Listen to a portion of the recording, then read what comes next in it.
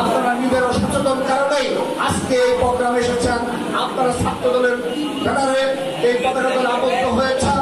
আপনারা এই দেশের তথা এই রাজবাড়ির শ্রেষ্ঠ সন্তান কারণে আপনারা এই শত নির্যাতন অত্যাচার সহ্য করাও এই গণতন্ত্র পুনরুদ্ধার আন্দোলনে নিজেকে নিয়োজিত রেখেছেন।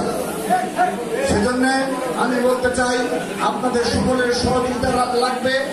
আমি প্রথমে এখানে যারা নেতৃত্বে রয়েছে আমি বলে দিচ্ছি, এখানে যারা নেতৃত্বে রয়েছে বিশেষ করে রাজবাড়ী জেলা ছাত্র দলের বিপ্লবী আহ্বায়ক ভূমিকা পালন করেছেন, 28 অক্টোবর পরে ভূমিকা পালন করেছেন এবং সকল আন্দোলনের ভূমিকা পালন করে থাকে।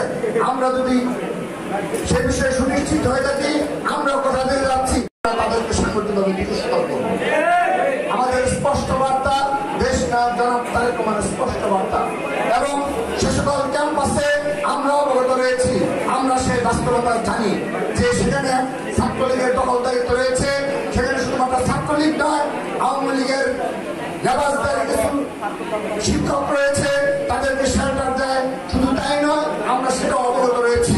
সেই অবৈধ ফ্যাসিস্ট সরকারের ভোট চুরদের আজ্ঞা সংগঠন ছাত্রলীগকে এই অবৈধ ফ্যাসিস্ট সরকারের সুবিধাভোগী কতিপয় প্রশাসনের সদস্যরা তারা ন্যাক্কারজনক ভূমিকা পালন করে, কিন্তু শত বাধা বিপত্তি করে শত শত ছাত্র দলের নেতাকর্মী বিগত 15 বছরে আমরা বারবারই হাসিনা পতনের সর্বশেষ আন্দোলনে পৌঁছে গিয়েছিলাম।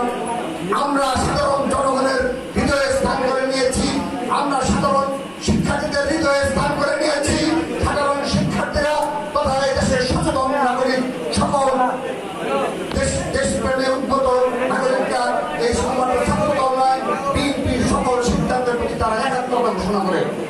সেই বাস্তবতায় আমি আপনাদের নিকট অঙ্গীকার করে যাচ্ছি, সেই 28 অক্টোবরের বাস্তবতায় সর্বশেষ পতন আন্দোলনের হয়তো আমরা হাসিনা পতন করাতে পারিনি, কিন্তু পতন অতি সন্নিকটের মধ্যে